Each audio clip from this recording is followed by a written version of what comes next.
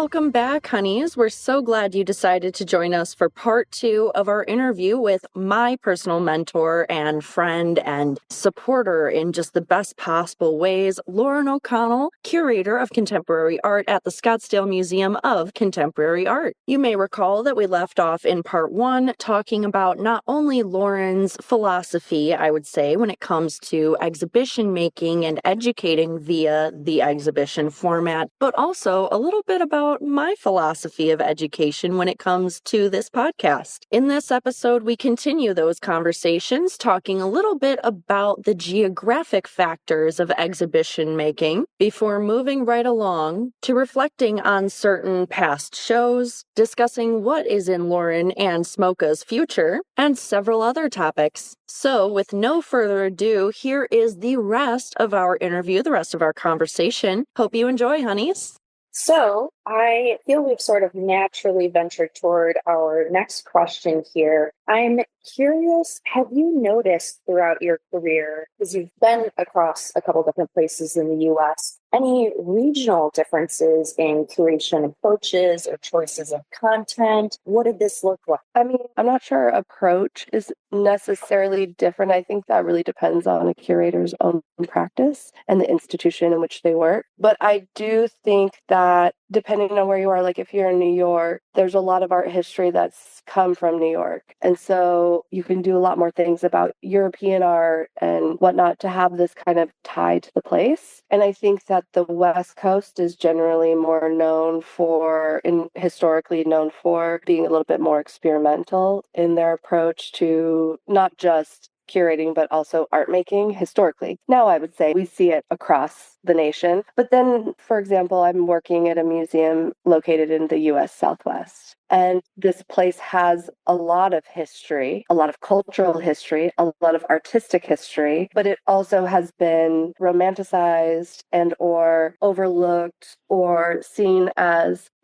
not a city center or a space, So for me, it's really important to show work that is part of the narrative here. And even in bringing artists from other places, I'm working on a solo show with a New York-based artist named James Perkins, who does a kind of a new approach to land art where he uses nature as a collaborator. He buries these structures wrapped in silk and leaves them there for months to a year. And, the elements of wind and rain and sun and wildlife and all these things kind of transfigure the fabric. Yeah. And then he removes them and restretches them, and they become these minimalist paintings, right? So he created this working on Fire Island, so on the beach. And since then, he's worked in a few different environments, but doing the solo show here, especially with the region's connection to land art, to the history of land dispute, and and also just like the harsh environment, like the vastly different environment, it was really important that he make work here for the show as well. Not just so that it was tied to the place, but because his work is about site specificity, and it allowed him to have a new, like an expansion of his own practice and a new experimentation. So he did a residency here and created new works that will be in the show. So, for me, because we are outside of the major city centers, even though Phoenix is like the 4th or the 5th largest metro area. Yeah, there is really a strong community here, arts community, and they want to connect outside of Arizona, but they also I want to show how rich and complex this place is. And the histories here of art making, and it's always been more of like the secondary place people come from Los Angeles or moving here from Washington, D.C., making it there. I don't know, even the romantic ideas of Georgia O'Keeffe and moving to Taos and these kinds of things, they all started somewhere else, right? And they went remote. And to them, it's like, okay, you go remote, there's nothing out there, but there is. And so how do we not only encourage the people here to recognize the value of place and the culture that we have here, but also share that with people coming from other places and show them how we value it and how seriously we take it. But at the same time, it's important to have fun at times. So I'm doing another show that's being installed right now called Life on Mars. and it includes two artists. One is Erica Lynn Hansen, who is based here in Arizona. She teaches at ASU as well. And she's primarily a textile artist, but also makes sculptural work and video. And then a Denver-based artist who used to be here in Phoenix named Stephen Yazzie, who his work has spanned a lot of different things, but he's making these new kind of abstract landscape paintings, a lot of film on sacred indigenous land, which from his Dene culture, and also, different forms of photography and all of these different ways of working, but always looking at the land. So these two artists, their works are very serious, but they are very abstract. They can be colorful. They can be a little cheeky. They can be, some of Erica's works, she's created these replicas of landscape rock, and she's looking at these things where, like, it's landscape rock. We walk past it every day. We put it in our yard. We don't think about that this geological material that has come from someplace that's formed over millions of years. And to understand this kind of idea of how we're using our resources on Earth. And then also their work really looks and shows how Earth is vastly unexplored in many ways. And not because humans have to conquer and go explore everything. In fact, we've done a really good job of that. But humans are always looking elsewhere. So Life on Mars, the title comes from the David Bowie song, Is There Life on Mars? And the song is really about a girl who goes to the cinema to escape, from reality, only to find that cinema is just a recreation in a more dramatic way of reality. And it's still unsatisfying, right? Yeah. So then in thinking about life on Mars, there was a time when we were trying to see if we could build colonies on Mars. How could we terraform another planet so that when Earth is no longer available or when we overpopulate the planet, we have somewhere else to go? And over again, research and expeditions and NASA's like satellites and rovers and everything have shown that it is not possible, right? And they've even said, you can go on their website, the possibility of finding Earth 2.0, meaning like you don't even have to terraform the planet, but that it would be a livable space for our species, not just our species, but like the things that live on Earth, right? In this kind of atmospheric condition is, even if that exists in some distant galaxy, it's impossible. Like, it's just not feasible. So, and yet like film and like all of these things, they keep kind of pushing us towards that. And we keep allocating so much resources to spatial exploration for lots of different reasons. But one of them is this idea that like Earth is going to die or we're going to be too much for Earth. And instead, what these artists are doing and kind of what this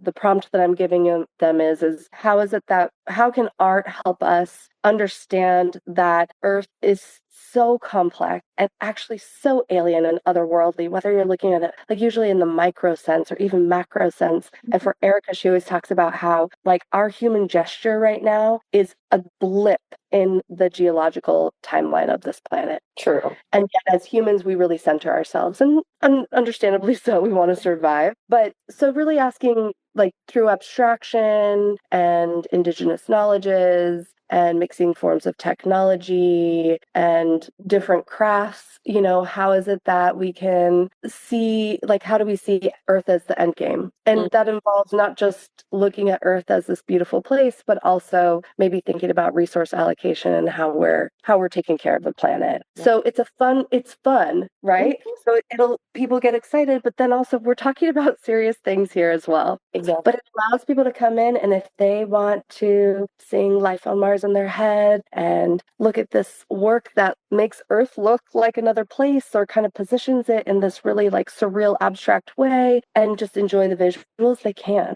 But if they want to engage in it in a deeper way and start thinking to themselves about this prompt or this philosophical idea of like, what does this all mean? They can. And they have conversations. We're not telling them how to do it or what to do. We're just, it's just a fun way. It's fun and it's serious. I don't know how to put it. Like, you're lighting this. And some things like, we want to make it, we understand that people are drawn to things that are colorful and sexy, but like, we don't have to dumb it down. Humans are not dumb. Even people who like don't have great education or a lot of education or understand art, they're not dumb. We can't treat them like they're dumb, right? Right.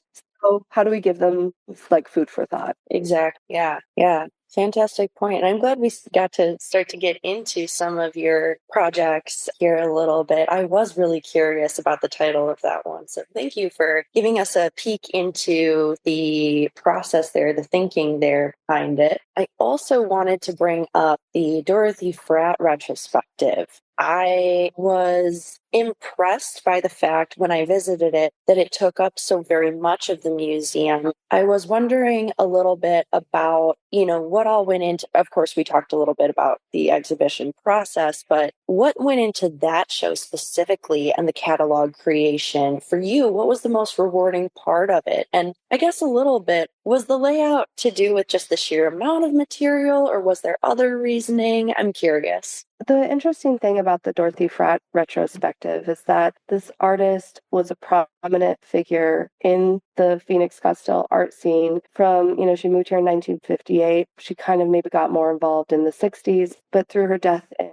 think it was like 2017, 16, something like that. But she was working in abstraction at a time when cowboy art was what sold here. And because she was a woman, she was raising four boys on her own at a certain point, and she's working in abstraction, and she's working in Arizona, not New York or Washington, D.C., where she was born and where she comes from, or, any of these other major art cities. She was just, not overlooked because she was recognized by her community, but she just, she didn't get put into this Yeah.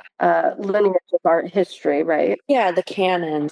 Yeah. And And so part of this came about because her son, Gregory Fratt, just as he's a retired Catholic priest and he's put his retirement into, paying tribute to his mom, helping get her work out there. And she was a prolific painter. So you talk about the scale of the show, that was such a small amount of her work, relatively speaking. Yeah. We were very lucky that a lot of the work existed, was still in Arizona. Like I said, she was a very active person in the community here, and she sold her work through Riva Yara's gallery and on her own. But her work, there's a huge collection of her work in Germany that collector started collecting in the late 70s, I think. And her work's in the Virgin Islands. It's in corporate collections. It's all over the place, but was still relatively unknown. So for us, as a way to also, again, like I said, pay respect to the history that we have here and share that with people, this was a big part of it. So the thing that I feel like I got a lot from it was getting to know a part of the artistic community that was connected to her and to really learn about the history and to really become friends with people who are very passionate about her work. And it was a highly personal project for these people, and it was a real honor for me to be able to work with them and go to them and ask questions because I wrote an essay about her philosophy on art, or her approach to making art, because she's been called abstract expressionist, a color field painter, part of the Washington Color School, and she wasn't any of those things. Right? She really created her own form of abstraction, which she said she didn't really start to do until she was here in Arizona. She was doing more figurative work when she went to school. She was at the Phillips collection, and now I'm no details.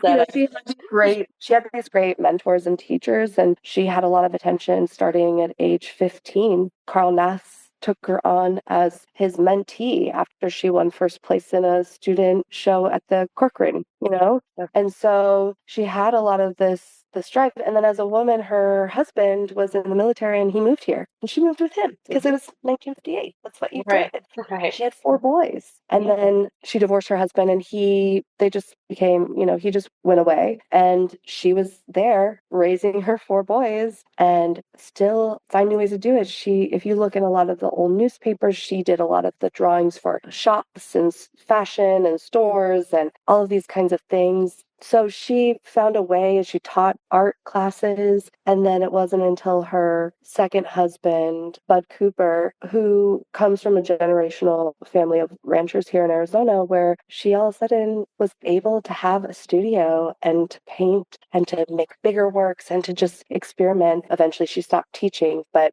there's this need to kind of recognize the impact of people. And one of the great things is we worked with Radius Books to publish the catalog, but we went to them with the idea of having an exhibition catalog, but right away they recognized how amazing her work was, and the kind of the story that's not just hers, but it's kind of like a bigger conversation about women in abstraction. And we ended up, instead of an exhibition catalog, we created her first monograph. So something that's, again, like very important for her son, so it has a continued conversation, a continued educational piece to it. But yeah, we had 3 galleries with her artwork. Those 3 galleries started at about 1960. Shortly after she moved here, she moved from working with oil to acrylic and really started to define her very distinct style.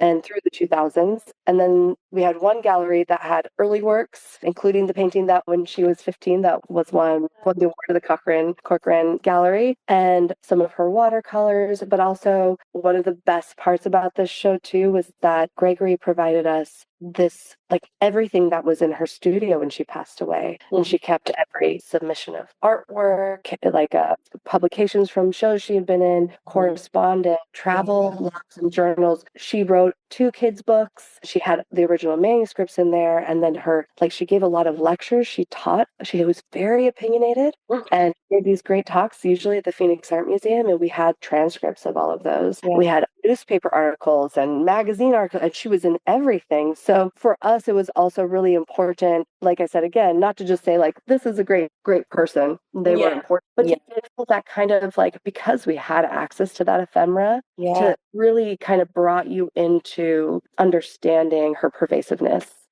So it demonstrated her activity in the community. I remember that was probably one of the more memorable parts of the show, aside from a couple different paintings that I particularly liked, was the sheer amount of context of her life, of documents from her career. It was really, and what was interesting too is that, in doing this, there is this kind of biographical essence to it. But what I find oftentimes when this actually applied to my master's thesis too, but when you have artists who were not contextualized art historically or like in their time, right, as much, and you're left with people who knew them maybe professionally, but also personally, a lot of personal stuff gets thrown into the narrative and it detracts from her as an artist. And, like some of the magazine clippings we showed, it was like, mother of 4 boys has art hobby, she's in front of her easel. It's just like, of course, she's a woman, she's a mother. This is a hobby. How could it be anything other than that? So for me, it is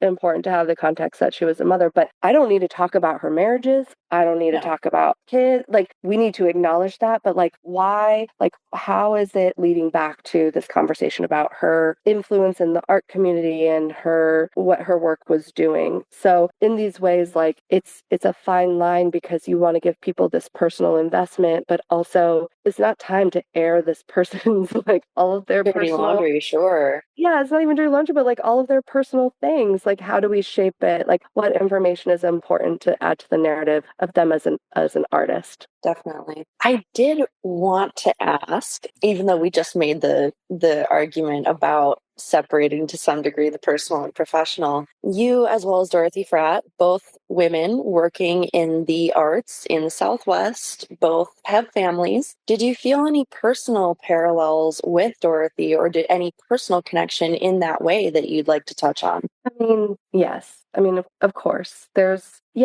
absolutely.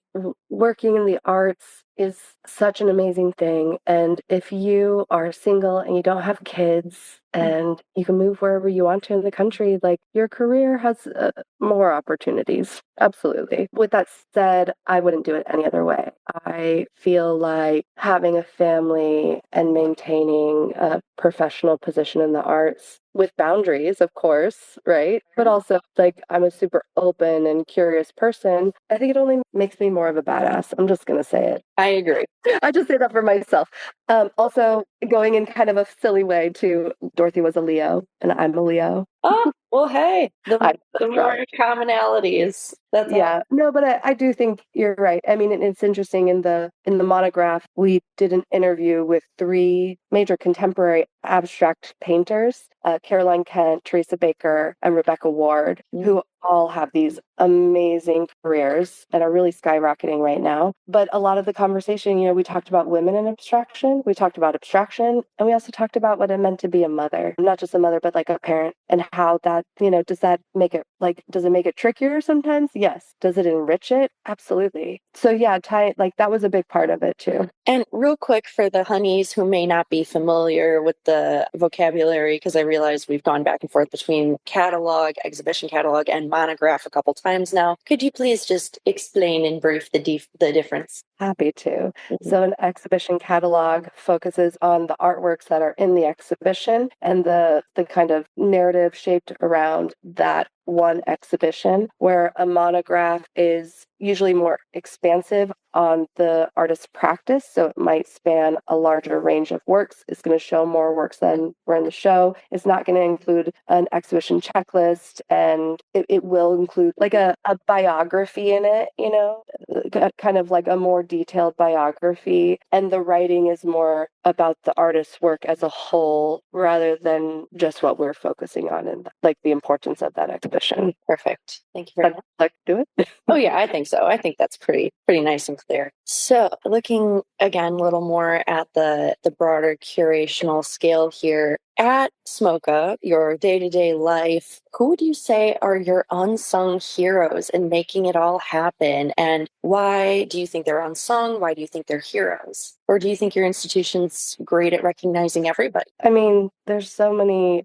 I don't know if I would call them unsung heroes, only because I feel like, clearly our installation team, they make it all a reality. Our registrar actually gets works here and just has the utmost best practices. Our marketing team, they're my editors, they're my strategists that I work with. The development team, they're out there constantly just trying to fundraise for what we do. And, of course, our learning and innovation team, they're taking the content and they're sharing it in schools, with different communities all over the valley, and finding a way to make it even more relatable. So I think that everybody has a role. And although curators' names get put on it for more the intellectual content, we work really hard to acknowledge everybody who partakes. I mean, and I didn't even mention, some of the most unsung heroes are our front desk admissions people, our visitor services, our protection services, who actually are the most knowledgeable people about the show. They sit with it every day for 5 months, and they don't just sit with it. They read the text. They come and ask us questions. They bring questions back from visitors to us. They are our connection to the day-to-day. So to me, it's a whole ecosystem, and everybody plays a part. Yeah, awesome. I'm glad to get a glimpse behind the curtain of interconnectivity within the museum on behalf of the honeys. That's great to hear that, there is such a level of appreciation for everyone who becomes a part of this very collaborative process. Absolutely. Yeah. I'd like to hear a little bit, especially because we are coming up on time here, change over the years at SMOCA. Take us through how you personally have helped shape the museum. Any specific major decisions you've made that you think are worth highlighting? I mean, the major decisions happen through the director, I would say. Okay. Right. But as major of a decision as you personally might have, we'll say it. Well, I mean, in speaking about this residency we did with James Perkins, it was my own initiative to do it. And, I made sure that it was okay with the powers that be. And I created collaborations with Cattle Truck, who we've, collaborated with in the past. And it's an artist compound with a long history. And Andaz, which is a resort here, which has given us in-kind rooms, but working with them to do programming and different things like that. So I do feel like I do a lot of work with building trust in the community, and not just through partnerships like corporate partnerships or nonprofit partnerships, but also with, I don't know, just anybody who wants to be part of it and who wants to share an aspect of themselves with the museum. And a lot of the people, some of the collectors from Dorothy Fratt, all of the artists I've worked with, art dealers, gallerists, curators at other museums, educators at other museums, ASU professors, like to me, they are also as much part of what I do curatorially, because without community support and excitement and like genuine connection, it's just stuff in a gallery. Yeah, absolutely. So I do think that I've worked really hard to connect with community and make sure they understand that SMOCA is a place, an open place for anyone, and that collaboration is something that we're always in pursuit of. Yeah, I mean, I would consider that a huge win in and of itself. I mean, there are institutions who have struggled for years to make the first few strides that you have made. You know, it shows when you walk into SMOCA. I mean, you mentioned the security staff, the front desk staff being so involved. And I did definitely have a couple of conversations with some of the guards and docents and whatever in my visits to SMOCA that, you know, left me feeling even more excited about the exhibition or a new tidbit of knowledge. And so that sort of community work that you've initiated, it does show, Lauren, and thank you for doing it. well, again, it is a team. A team does that. We all do it. Yes. It's a big priority. Yeah,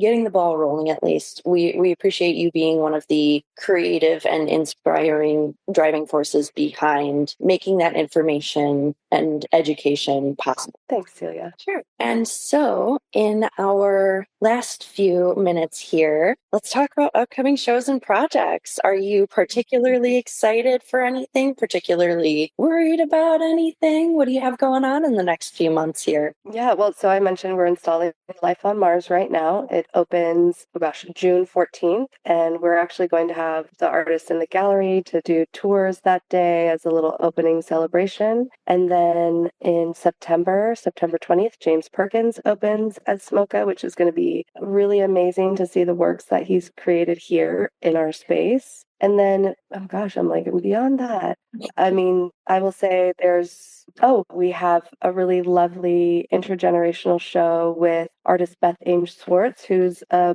artist who's based here, and her daughter, Julianne Swartz, who's based on the East Coast. Both have their own followings and their own styles, but really we're working on a publication with two art historians and an exhibition to kind of show the through lines between their kind of like artistic vision and philosophies, even though their physical outcomes are very different. Mm-hmm. And so that's really exciting for me. I have a bunch of other shows percolating, and I'm always meeting with artists, and really there's nothing, we could talk about all that stuff later, but also we have our new director starting I think it's July 16th, Cece Moss, and she's coming from San Diego, from UC San Diego's Mandeville Gallery there. She was a director there, but also Cece and I crossed paths when I was working at UC Berkeley Art Museum, and she was at the Yerba Buena Center for the Arts. So I think she's going to bring a lot of vision and direction for us. And I mean, I'm just thrilled to work with her. Great. Cool. Well, it was fantastic to hear from you, Lauren. Thank you so much for participating in our interview today. Hope to have you back sometime in the future when your very busy curatorial schedule allows. And we'll sign off there for now, honeys. And take care of yourselves. Hydrate or dihydrate. Talk soon. All that good stuff. And that, honeys, concludes our interviews/episodes featuring Lauren O'Connell. I hope you found these conversations as fascinating and thoughtful as I did. I truly appreciated Lauren taking her time with those answers. It was the sweetest thing. In between our takes here, Lauren asked me at one point, "Am I doing okay?" And I just was like, "Lauren, you host my podcast better than I do." So I am very glad that you got to experience her voice, her expertise. Please let me know if there was anything at all that you honeys had questions about, anything you'd like clarification on, if there was any jargon we used, though we tried not to, that wasn't clear to you. In the meantime, I will be preparing brand new episodes for you, notably our upcoming Bewitching Bartenders episode, which is exactly what it sounds like. Happy Pride Month, honeys. Happy listening. Hope you are still taking care of yourselves, still hydrating, especially as we head into summer, and we will talk soon. Today's episode was produced, created, hosted by yours truly, Celia Bugno, master's degree holder. And you can thank Chris Meinhold, as always, for our intro-outro music, as well as our sound editing. Remember to like, follow, save, subscribe, share, whatever, everywhere you listen, as well as social media.